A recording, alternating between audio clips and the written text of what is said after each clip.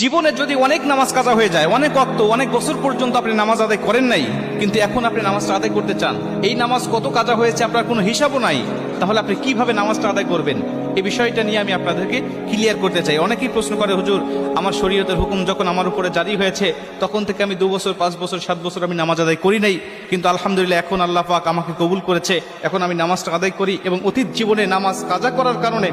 আমার ভিতরে অনুশোচনা আসছে, হুজুর নামাজগুলো আমি আদায় করতে চাই, কেমনে করে নামাজ আদায় করব? শুধু তওবা করলেই হয়ে যাবে নাকি আমাকে সেই নামাজগুলোকে হিসাব করে করে আমাকে পড়তে হবে? অনেকেই বলে, হুজুর হিসাব করা তো সম্ভব নয়, তাহলে কিভাবে নামাজটা আদায় করব? কারণ অল্প যদি ওয়াক্ত নামাজ কাজা হয়, যেমন আজকে আপনি 2 ওয়াক্ত নামাজ কাজা করেছেন, আসর এবং মাগরিবের নামাজ আপনি আদায় করেন নাই, এশার নামাজের সময় আপনার স্মরণ হয়েছে বা আপনি অবসর হয়েছেন, ব্যস্ততা আপনার কমেছে, আপনি এখন কাজা নামাজটা আদায় করবেন, হিসাব করে আপনি এশার নামাজের আগে আসরের নামাজের 4 রাকাত আপনি কাজা নামাজ আদায় করলেন, মাগরিবের 3 রাকাত করলেন, তারপর এশার নামাজের আদায়